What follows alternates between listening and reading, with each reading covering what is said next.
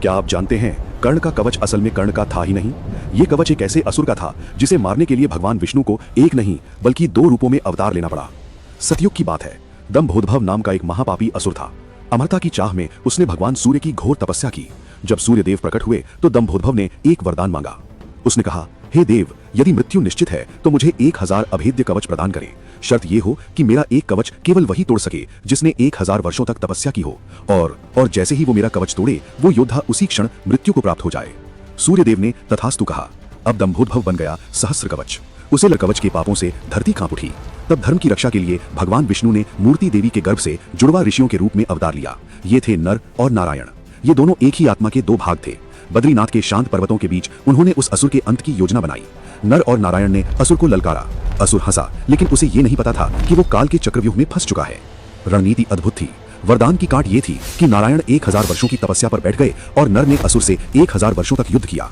नारायण की तपस्या की शक्ति युद्ध कर रहे नर को मिलती रही। जैसे ही 1000 साल पूरे हुए, नर ने असुर का पहला कवच तोड़ दिया, लेकिन वरदान के अनुसार कवच तोड़ते ही नर के प्राण पखेरु उड़ गए। तभी नारायण अपनी तपस्या से जागे। अपनी 1000 वर्षों की अर्जित तप शक्ति और मृत्युंजय मंत्र से उन्होंने नर को पुनः जीवित कर दिया। अब खेल पलट गया।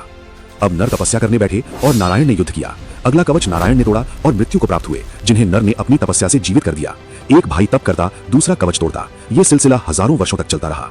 999 कवच टूट चुके थे। अब केवल एक कवच बचा। सहस्र कवच मौत को सामने देख डर गया। वो रणभूमि छोड़कर भागा और सीधे सूर्यलोक में जाकर सूर्यदेव के पीछे छिप गया। नर और नारायण ने सूर्यदेव से उसे सौंपने को कहा, लेकिन सूर्यदेव अपनी शरण में आए भक्त को नहीं त्याग सकते थे। धर्म संकट खड़ा हो गया।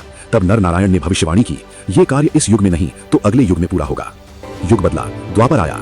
वही सहस्र कवच सूर्यदेव के अंश के रूप में कर्ण बनकर जन्मा, अपने उसी एक बचे हुए कवच के साथ। वही नर अर्जुन बने और नारायण स्वयं भगवान श्री कृष्ण बने।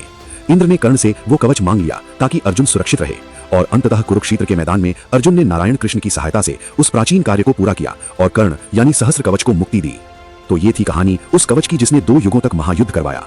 ऐसे ही पौराणिक रहस्यों के लिए चैनल को सब्सक्राइब करें और बेल आइकन दबाएं। जय श्री कृष्णा।